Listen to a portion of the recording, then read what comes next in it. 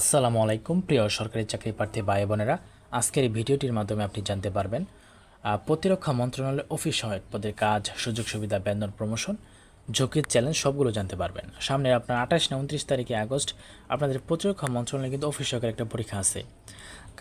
কে কে পরীক্ষা দেবেন অবশ্যই আমাকে কমেন্টে জানিয়ে দেবেন। তো আজকের এটা সুযোগ সুবিধা নিয়ে জানবো, আপনাদের জন্য খুবই ভিডিওটা হেল্পফুল হবে আশা করি। নতুন হলে লাইক, কমেন্ট, সাবস্ক্রাইব করে সঙ্গে থাকবেন, কারণ এই ধরনের ভিডিও প্রতিনিয়তই কিন্তু আমার চ্যানেলে আমি আপলোড করি। আর সামনে প্রচুর সরকারি চাকরি সার্কুল আসছে। আচ্ছা, তো আমাদের দেশের সার্বভৌমত্ব রক্ষা, প্রতিরক্ষা নীতি প্রণয়ন এবং তিন বাহিনী সেনাবাহিনী, নৌবাহিনী, বিমান বাহিনীর সর্বোচ্চ নীতি নির্ধারণীয় প্রশাসনিক নিয়ন্ত্রণ যেখানে পরিচালিত হয়, সেই অত্যন্ত গুরুত্বপূর্ণ রাষ্ট্রীয় প্রতিষ্ঠান হল প্রতিরক্ষা মন্ত্রণালয়, মানে মিনিস্ট্রি অফ ডিফেন্স। এই মর্যাদাপূর্ণ স্পর্শকাতর মন্ত্রণালয় সরকারি চাকরির স্বপ্ন কার না থাকে, সকলেরই থাকে।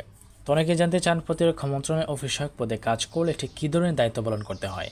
এর পেছনে সুযোগ সুবিধা, 20তম গ্রেডের বেতন, পদোন্নতি, সিঁড়ি, আজীবন পেনশন, সবচেয়ে বড় কথা হচ্ছে এই চাকরির বেতনের গোপনীয়তা, মানসিক চাপ ও বাস্তব ঝুঁকিগুলো কেমন। আজকের এই একটু বড় হয়ে যে ভিডিওটি দেখবেন, আশা করি সকল বিস্তারিত জানতে পারবেন, না টেনে দেখুন। তো প্রথমে আমাদের জানা দরকার প্রতিরক্ষা মন্ত্রণালয়ের অফিস সহায়ক পদটি আসলে কী।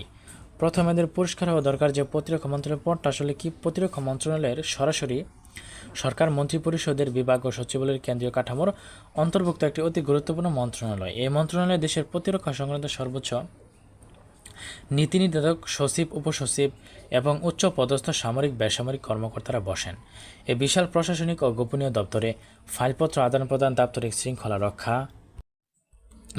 শৃঙ্খলা রক্ষা এবং দৈনন্দিন কার্যক্রমে সাহায্য করার জন্য অত্যন্ত বিশ্বস্ত বিশ্বমানের নিরাপত্তা পত্রপ্রাপ্ত জনবল নিয়োগ দেওয়া হয়। সাধারণত অষ্টম বা এসএসসি পাশে অনেক নিয়োগ কিন্তু আপনারা আবেদন করেছেন।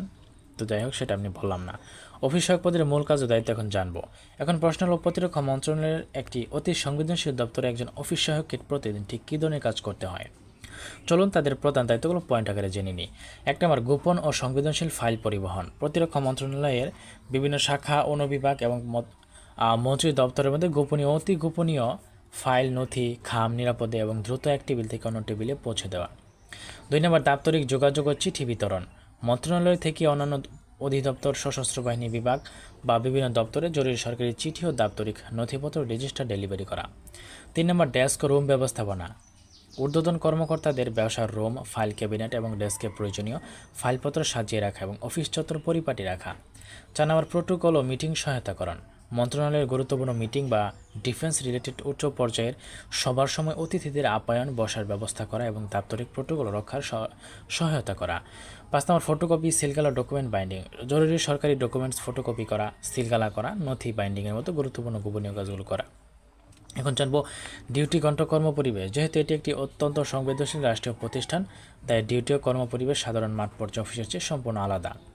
নির্দিষ্ট অফিস সময়ে অতিরিক্ত দায়িত্ব। সরকারি নিয়ম অনুযায়ী অফিস সময় নির্ধারিত থাকলেও জাতীয় নিরাপত্তা বা প্রতিরক্ষা সংক্রান্ত জরুরি ফাইল বা সারসংক্ষেপ অনুমোদনের জন্য অনেক সময় নির্ধারিত সময়ের পরে অতিরিক্ত সময় দপ্তরে অবস্থান করতে হয়।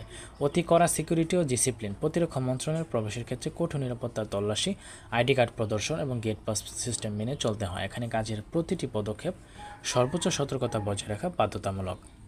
বেতন স্কেল সম্পর্কে জানবো। যে কোনো সরকারি চাকরির সবচেয়ে বড় কৌশল হল এর আর্থিক নিরাপত্তা এবং নিশ্চিত বেতন কাঠামো। প্রতিরক্ষা মন্ত্রণালয়ের অফিস সহায়ক পদটি একটি স্থায়ী সরকারি পদ। চলুন দেখে নেওয়া যাক আর্থিক সুবিধাগুলো কেমন। বেতন গ্রেড।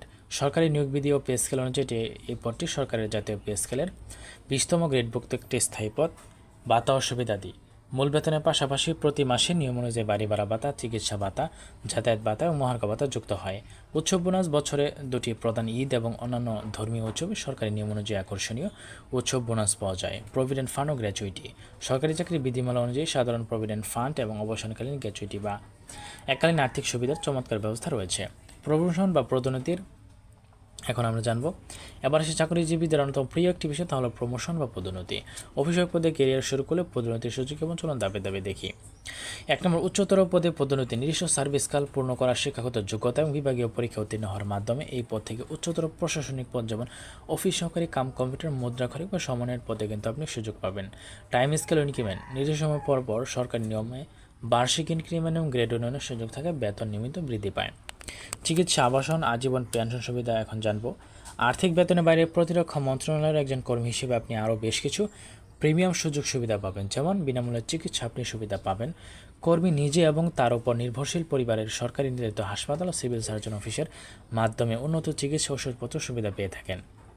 আবাসন বা হাউস রেন্ট, ঢাকা বা অন্যান্য শহরে সরকারি নিয়ম অনুযায়ী তা পাওয়ার অগ্রাধিকার থাকে। কোয়ার্টার না পেলে আকর্ষণীয় হারে বাড়ি ভাড়া ভাতা আপনাকে দেওয়া হবে। আজীবন পেনশন ও গ্র্যাচুইটি, সরকারি চাকরির অন্যতম প্রধান নিরাপত্তা হলো চাকরি শেষে বা নির্দিষ্ট বয়সপূর্তিতে অবসর নেওয়ার পর নিয়মিত আজীবন পেনশন এবং এককালীন গ্র্যাচুইটি প্রাপ্তি, যা আপনার বার্ধক্যের আর্থিক নিরাপত্তাকে পুরোপুরি নিশ্চিত করে। এখন প্রতিরক্ষা মন্ত্রণালয়ের পদের ঝুঁকি গোপনীয়তার নেতিবাচক দিক সম্পর্কে আমরা জানব। বন্ধুরা, এই ভিডিওর পর্যায়ে আমরা জানব পদের সবচেয়ে বাস্তব ও কঠিন সত্যটি, তা হলো গোপনীয়তার শর্ত, মানসিক চাপ ও নেতিবাচক দিকগুলো। অতিরিক্ত গোপনীয়তা, অফিসিয়ালি সিকিউরিটি অ্যাক্ট। প্রতিরক্ষা মন্ত্রণালয়ে কাজ করার সময় অফিসিয়ালি সিকিউরিটি অ্যাক্ট কঠোরভাবে প্রযোজ্য হয়। কাজের কোনো তথ্য বা গোপনীয় নথি বাইরে প্রকাশ করার বিন্দুমাত্র সুযোগ নেই, যা সামান্য ভুলে আইনি জটিলতা তৈরি করতে পারে। উচ্চপদস্থ কর্মকর্তাদের সাথে কাজের মানসিক চাপ। দেশের সর্বোচ্চ পর্যায়ের সামরিক ও বেসামরিক উচ্চপদস্থ কর্মকর্তার প্রোটোকল এবং দাপ্তরিক ফাইল হ্যান্ডেল করতে গিয়ে সবসময় এক ধরনের অদৃশ্য মানসিক চাপ ও নিখুঁত থাকার তাগিদে কাজ করতে হয়। শারীরিক ধরনের দৌড়চাপ। সচিবালয়ের এক শাখা থেকে অন্য শাখায়, ক্যাবিনেট থেকে মন্ত্রীর দপ্তরে সারাদিন ফাইল বয়ে বেড়াতে হয়, একটু চাপ থাকে। ভুল ত্রুটি বড় খেসারত, অতি গোপনীয়, তাই অবশ্যই ভুল ত্রুটি, জরুরি ফাইল হারিয়ে ফেলা বা ভুল জায়গায় জমা দেওয়ার মতো সামান্য ভুল বড় বিপদের প্রশাসনিক শাস্তি বা বিপদের মুখে পড়তে হয়। তো বন্ধুরা, আশা করি প্রতিরক্ষা মন্ত্রণালয়ের অফিসক পদের কাজ, 20তম গ্রেডের বেতন, ডিউটি, গোপনীয়তা, ঝুঁকিগুলো সম্পর্কে আপনার মনে আর কোনো সমস্যা নেই, সব কিছু আপনি জানতে পেরেছেন। তো অবশেষে একটা কথাই বলবো, যে কোনো চাকরির সুযোগ সুবিধা, ইতিবাচক দিক, নেতিবাচক দিক থাকবেই। তাই অবশ্যই আপনি এটা কিন্তু আপনাকে মেনে নিতেই হবে। তাই সেটা মেনে নিয়েই আপনাকে কাজ করতে হবে এবং আপনি চেষ্টা করতে থাকুন। আমার চ্যানেলে কিন্তু বিগত সালের প্রশ্ন দেওয়া আছে, আপনি সেটা দেখতে পারেন, সমাধান করুন। এসব করলে আপনার চাকরি পাওয়ার সম্ভাবনা খুব বেড়ে যাবে। ঠিক আছে? তো আপনারা কোন জেলা থেকে দেখছেন এবং কে কে পরীক্ষা দেবেন অবশ্যই আমাকে কমেন্টে একটু জানিয়ে দিবেন। আর একটা লাইক, কমেন্ট, সাবস্ক্রাইব আমাকে কিন্তু ভিডিও তৈরি করতে আরও উৎসাহিত করে। অবশ্যই লাইক, কমেন্ট, সাবস্ক্রাইব করে যাবেন। ধন্যবাদ সকলকে।